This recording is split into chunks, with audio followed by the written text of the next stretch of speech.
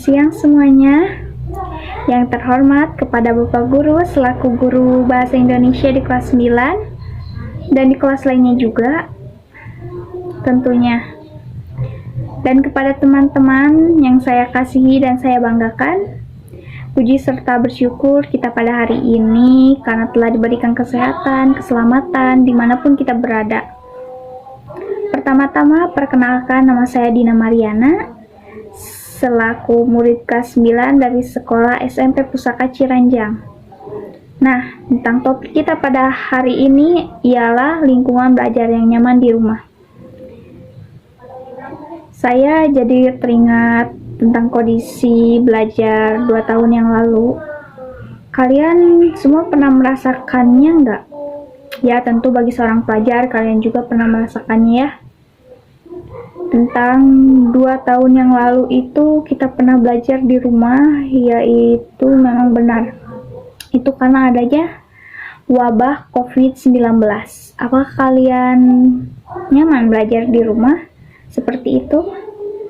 Tidak bisa bertatap langsung dengan guru, tidak bisa bermain dengan teman sebayan.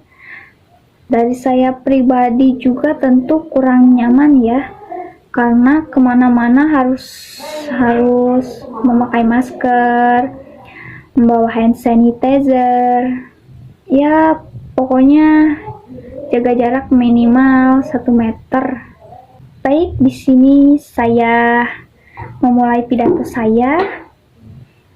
Saya berpidato melewati HP ini dengan layak karena saya diberikan tugas oleh Bapak Guru untuk menyampaikan pidato.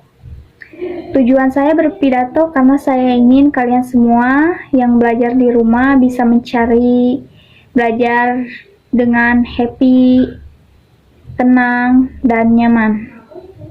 Baik, di sini saya akan menjelaskan pokok-pokok atau peta jalan yang ingin saya bahas. Yang kedua, bagaimana solusinya jika ada masalah yang akan kita jalani selama pembelajaran online di rumah. So, yang akan kita bahas hari ini, yang pertama, bagaimana cara kita untuk belajar yang nyaman di rumah. Yang pertama sih kalian harus tahu dulu ya, cara belajar kalian seperti apa. Karena ada 3 gaya belajar yang harus kalian pahami. Yang pertama, ada gaya belajar visual. Cara ini adalah cara mengandalkan penglihatan. Dan yang kedua, gaya belajar secara auditorial. Gaya belajar ini selalu mengandalkan pendengaran untuk dapat memahami dan mengingat informasi.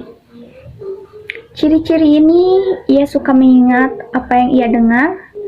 Kedua, ia mampu mengingat penjelasan guru yang berada di depan.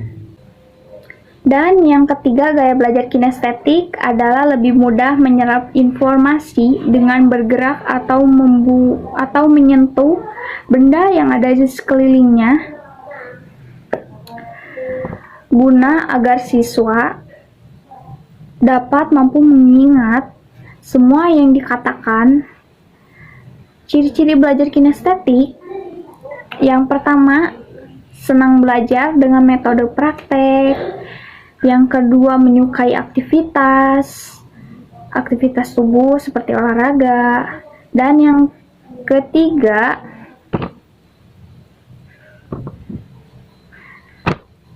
dan sebagainya.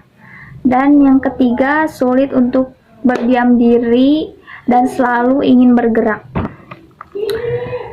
Oke, tapi dari yang ketiga gaya belajar itu, ada gak sih gaya belajar kalian yang kalian suka gitu misalnya? Oke, sekarang kita lanjut bagaimana cara belajar secara nyaman di rumah. Kalau kalian sudah mengetahui ketiga itu, yang pastinya kalian akan melaksanakannya dan pastinya akan nyaman ataupun tenang.